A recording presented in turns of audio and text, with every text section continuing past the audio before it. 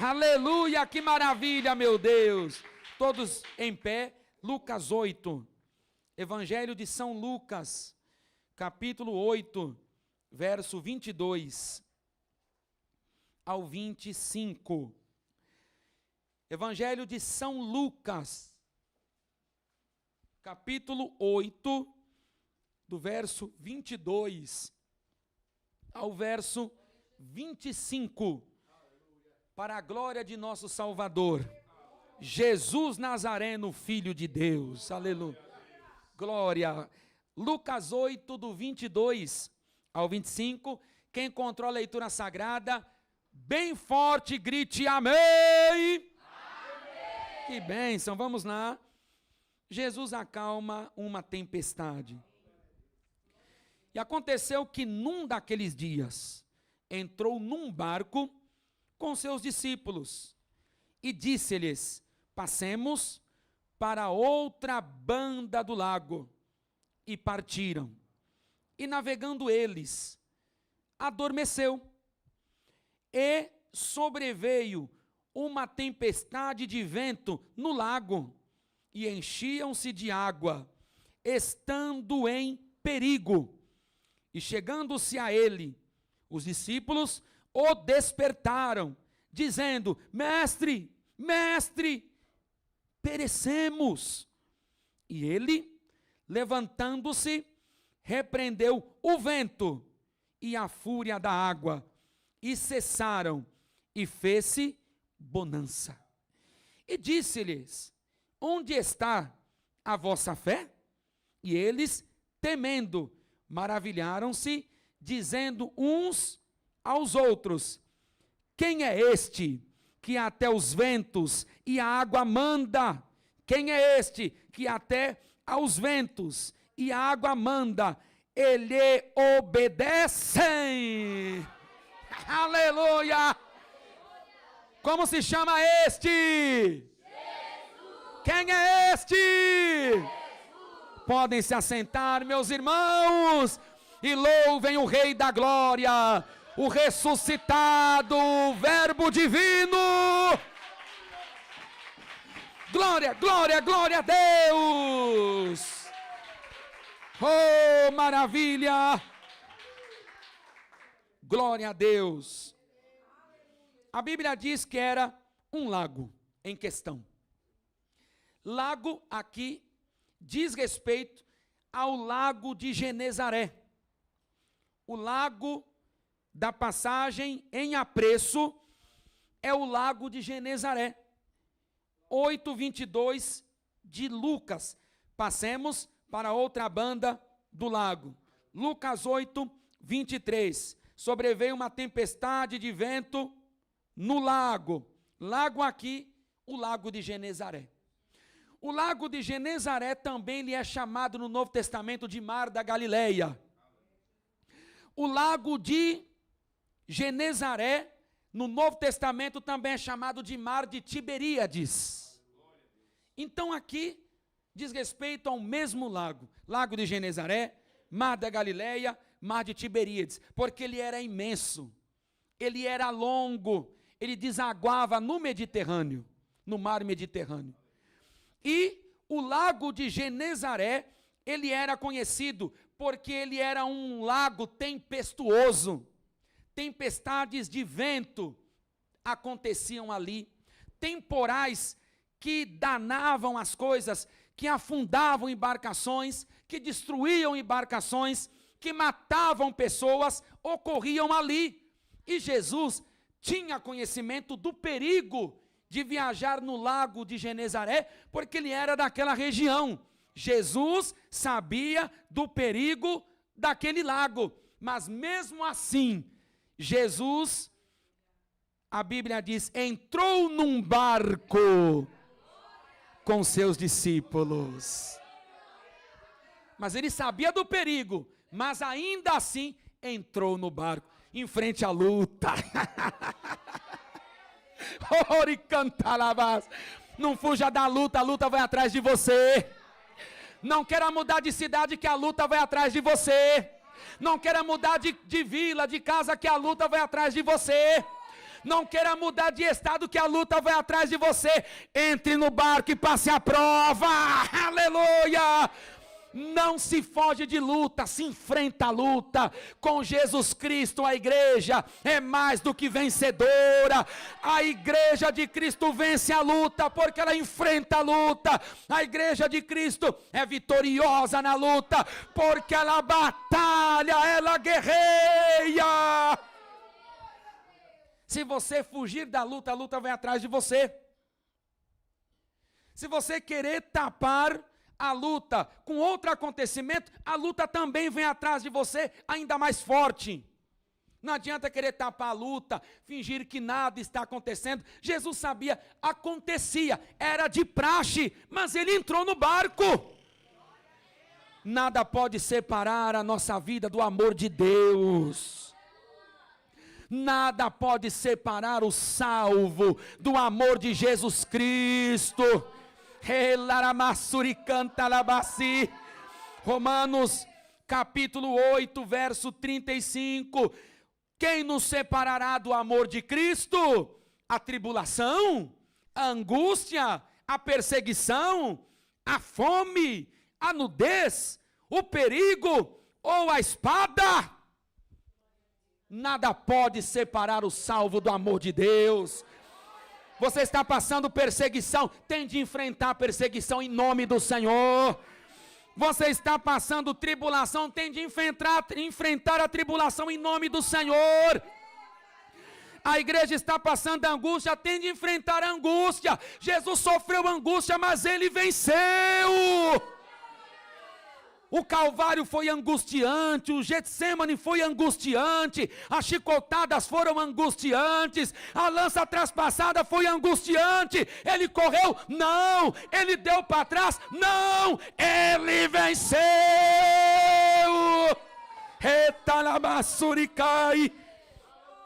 Está passando problema, fome, privação no lar, vai correr? Ah, eu vou correr daqui. Não adianta correr, porque Noemi correu, porque estava tendo uma fome.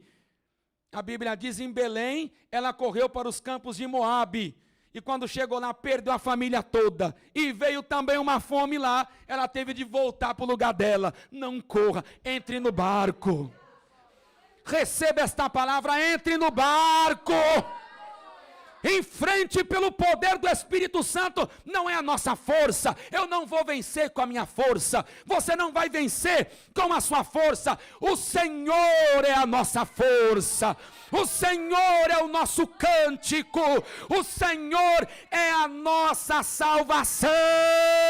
Aleluia, glória, glória, glória a Deus. Você crê, pode exaltar o Senhor, aleluia. Isaías 12, o verso 2, eis que Deus é a minha salvação, eu confiarei e não temerei, porque o Senhor Yahvé é a minha força, o meu cântico, e Ele se tornou a minha salvação. Você está passando, eu também, a igreja do Senhor, mas não estamos sós. Os discípulos entraram no barco, mas não entraram sós. Na luta, você não está só. Nas dificuldades, nós não estamos sós. Nós, quem somos murmuradores, queixosos, nós somos por vezes reclamões, porque às vezes a incredulidade toma conta de nós, mas nunca Deus permitiu você passar uma prova sozinho. Deus nunca me permitiu passar uma luta sozinho.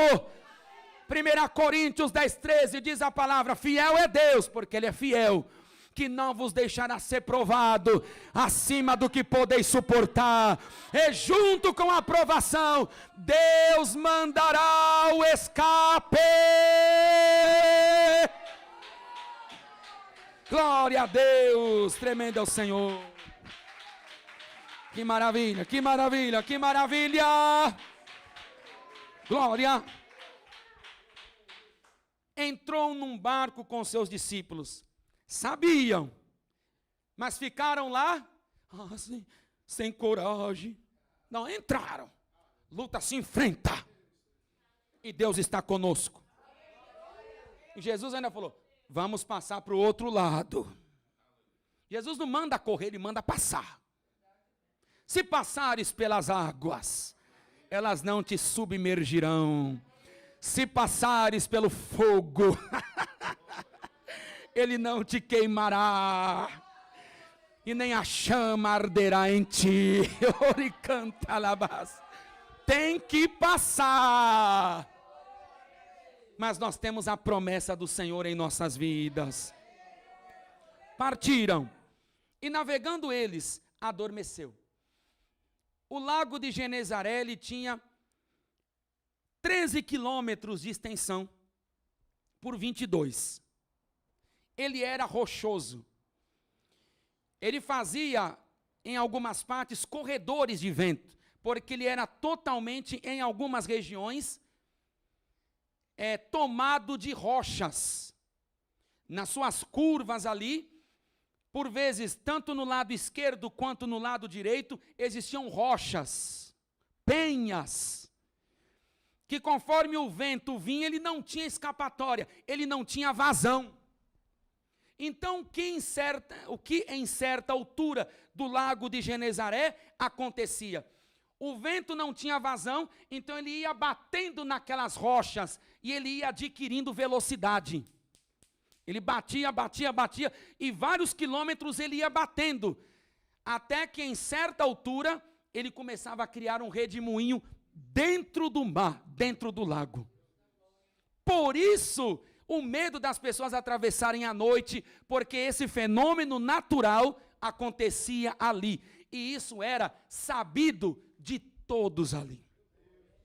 E aconteceu com eles. Jesus estava lá, mas o fenômeno aconteceu. O vento foi batendo nas rochas, não tinha vazão, foi adquirindo velocidade, obtendo velocidade, e se formou, diz a Escritura, uma grande tempestade de quê? De vento. Por isso que a Escritura mostra temporal de vento, tempestade de vento, e enchiam-se de água. Ou seja, o barco, eles que estavam ali, começaram a ficar cheios d'água. Onde Jesus estava nesse momento? Dormindo. Existia um local nos barcos, porque não pense em um barquinho não eram barcos grandes. Barcos grandes, e na parte que a pessoa ficava pilotando, eles, às vezes, alguns capitães, eles dormiam ali, bem debaixo. Eles dormiam debaixo, onde ficavam pilotando, a pessoa ficava em cima e fazia mais ou menos como fosse um buraco, assim, uma caixa, que dava direitinho para uma pessoa se enfiar e dormir. Como fosse uma espécie de um mini porão, para vocês entenderem. E Jesus foi para ali. E ele tinha até uma almofada lá. Quando a pessoa coloca a almofada é que o sono está bom, né? Porque um sono no ônibus não tem almofada, só se for aquela assim. Mas aquele é tão ruim que vai girando tudo assim. Se dormir no carro, passa um buraco. Você vê, para a pessoa dormir numa almofada, ela está confortável. O local é confortável, é propício para isso. E vocês sabem disso. O que a Bíblia diz? Marcos capítulo 1, verso 30, Marcos capítulo 4, digo melhor, Marcos capítulo 4, verso 38. E ele estava na popa, justamente naquela parte que pilotava. Ele estava na popa, dormindo, entre aspas, naquele mini porão. Dormindo como? Sobre uma almofada. E o negócio pegando. Aqueles redemoinhos de vento, aquela tempestade que o barco virava para um lado para o outro. E sabe que as tempestades de vento também, além do redemoinho, que é o fenômeno que ocorria ali, devido ao vento não ter vazão e o vento ficar com muita velocidade, as ondas eram gigantescas, vagalhões. Como se chamam ondas grandes? Vagalhões. Os vagalhões. E o barco assim. E ele dormindo. Tem o tempo de Jesus. Saiba que existe o tempo certo. Eclesiastes capítulo 3, verso 1, há um tempo determinado para todas as coisas e para todo o propósito debaixo do céu. Senhor, o Senhor não está vendo o que eu estou passando? Há um tempo determinado, o que há de vir virá. Senhor, porque a minha casa está assim, há um tempo determinado, o que há de vir virá. Senhor, eu vou perder essa causa na justiça, o Senhor não tem falado nada comigo, há um tempo determinado para Deus falar, o que há de vir virá e não tardará. Existe o tempo certo de Deus operar, porque o pensamento do Altíssimo não é o meu pensamento, o pensamento do Verbo Divino, do Deus Filho, do crucificado, do ressuscitado, do glorificado, não é o nosso pensamento. Eu vejo aqui, eu vejo o hoje, eu vejo esta hora, eu sei do que passou, o Senhor vê o futuro. O Senhor vê o amanhã das nossas vidas. O Senhor vê o mês que vem das nossas vidas. O Senhor vê a sua vida do começo ao fim. E existe um tempo para Ele operar. Isaías 55, verso 8 e verso 9, porque os meus pensamentos, diz o Senhor, não são os vossos pensamentos, os meus caminhos não são os vossos caminhos, assim como os céus são mais altos do que a terra, os meus pensamentos são mais altos do que os vossos pensamentos, e os meus caminhos são mais altos do que os vossos caminhos. Existe um tempo para Jesus operar. Existe um tempo para Jesus dar um basta nesse vício. Existe um tempo para Jesus Cristo dar um basta nessa perseguição. Existe um tempo para Jesus dar um basta dentro da sua casa. Existe um tempo de nosso Senhor. A igreja crê, levante as mãos. Aleluia. Existe um tempo. Glória a Deus. Existe um tempo para toda boa obra debaixo do sol, diz a Santa Escritura. E a Bíblia nos diz que eles começaram, para eu encerrar, a se desesperar. Porque Jesus dormindo tranquilamente, um sono, embora um temporal de vento, o barco se afundando, se enchendo d'água, eles totalmente molhados, desesperados. Você imagine os vagalhões, tudo girando, as coisas voando de dentro do barco, e o Senhor dormindo. Ele tem um controle da situação nas mãos. Entenda que as mãos que criaram o mundo, porque Jesus é criador. João capítulo 1, versículo 1 ao 3, no princípio era o verbo, e o verbo estava com Deus, e o verbo era Deus. Ele estava no princípio, lá em Gênesis, com Deus. Todas as coisas foram feitas pelo verbo, e sem o verbo nada do que foi feito se fez. As mãos que criaram tudo, as mãos que criaram o homem, as mãos que criaram as estrelas, as mãos que criaram os animais, as mãos que criaram os céus, as mãos que criaram os astros, foram as mesmas mãos que se deram para ser crucificadas. As mãos que criaram todas as coisas, foram as mesmas mãos que foram estiradas na cruz do Calvário. Então nós estamos falando com um Deus Todo-Poderoso, o Verbo vivo, Ele conhece tudo. Se Ele não agiu até agora, nós devemos perseverar, não é ir para trás.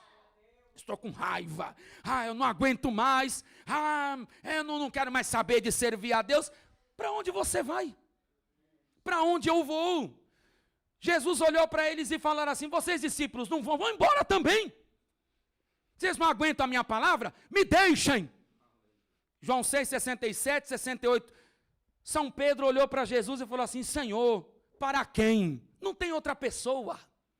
Ele não falou para onde, porque ele ia mostrar um caminho, um lugar. Ele não falou um lugar, ele não falou onde. Onde é lugar? Para onde iremos nós? Não, para quem? Pessoa. Para quem iremos nós? Só tu tens palavras de vida eterna. Oh, glória! Não tem outro caminho para você, é Jesus. Não tem outra pessoa para ajudar, é só a pessoa divina de Jesus. Não existe quem pode livrar a sua vida, transformar. É só o Filho de Deus, aleluia! Só Ele! Só Ele! Aleluia! Glória a Deus! A Bíblia diz que eles, imagine, tirando água, as coisas voando, talvez até com o pensamento de lançar tudo fora, porque na embarcação, quando começa a ter esses problemas, eles lançam tudo fora. Vocês se lembram de Jonas capítulo 1, quando o navio começou a afundar, tiveram de jogar tudo fora. E em noticiários a gente pode ver, tudo tem que ser, a carga tem que ser jogada fora para o barco ficar leve, para não ter o perigo de afundar de uma vez. Enfim, embora fosse um barco, não fosse um barco de carga, mas eles carregavam coisas ali, suprimentos.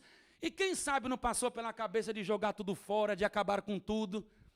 Vamos acordar, tem que acordar o mestre. Começaram a ficar desesperados, e a Bíblia diz que chegando-se a Jesus, que estava lá, na popa do barco, justamente no local do controle, naquela parte de baixo, do assento, numa almofada. Senhor, mestre, não se te dá que pereçamos? Ou seja, em outras palavras, tu não te importas? Porque como a gente está perecendo aqui, ele está lá. Eles acharam o Senhor não está se importando, ele estava se importando. Existe o tempo exato. Deus não me vê, Deus vê, só que tem um tempo exato. Senhor, por que tu não falas comigo? Deus fala, mas tem um tempo exato dele agir.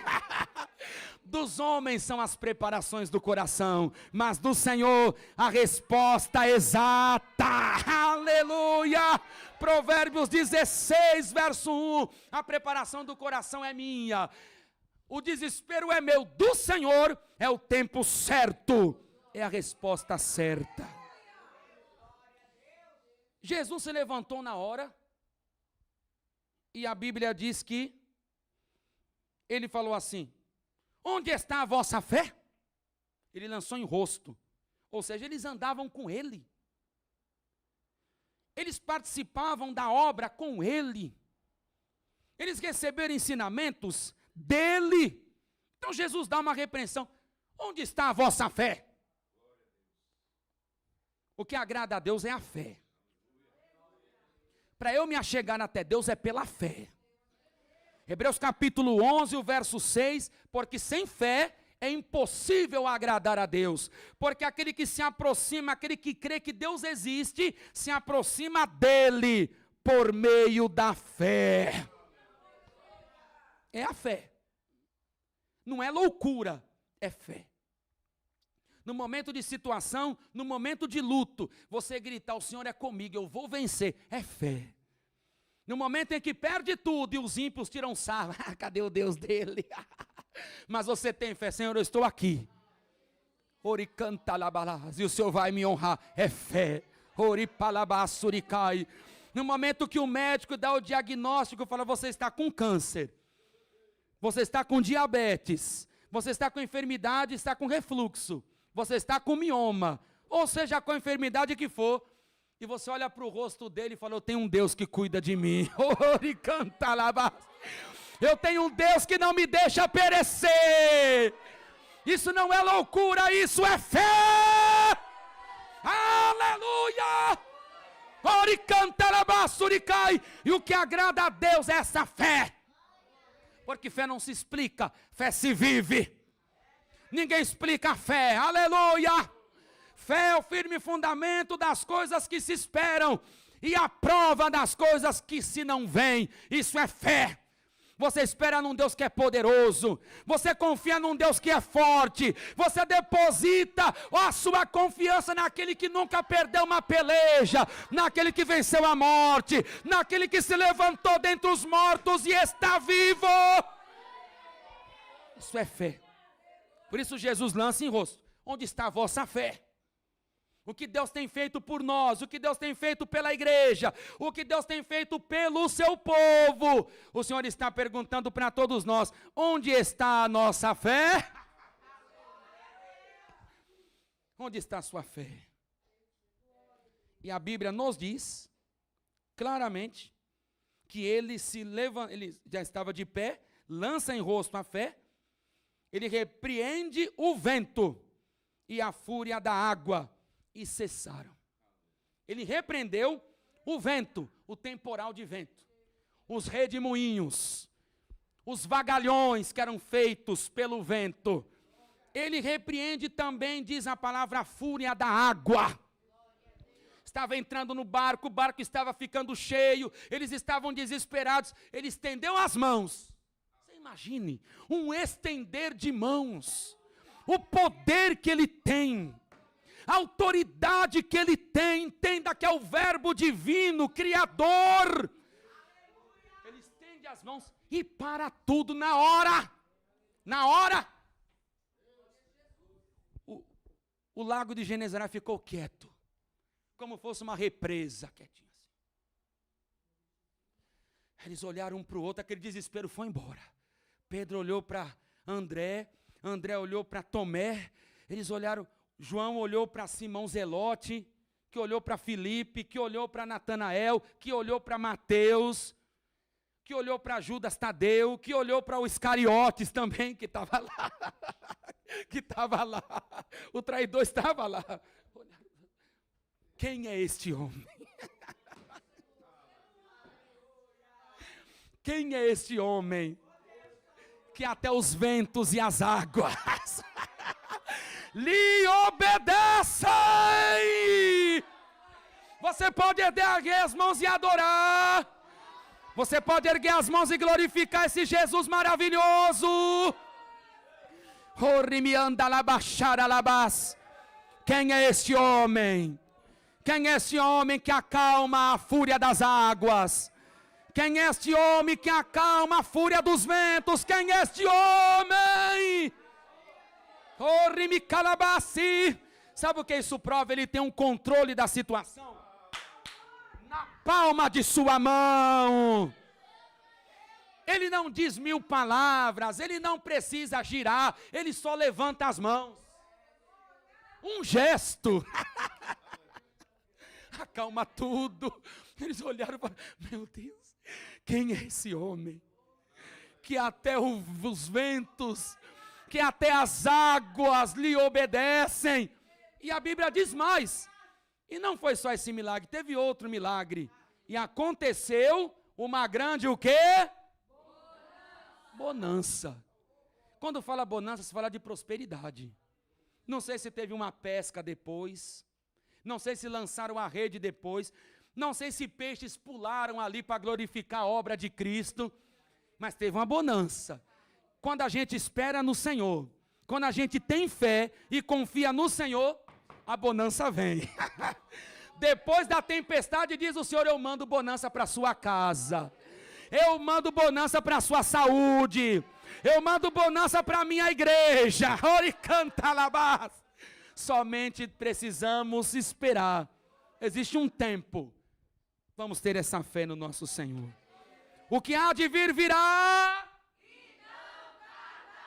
Existe um tempo de Deus operar. Existe um tempo de Deus se levantar. E na certa isso vai acontecer.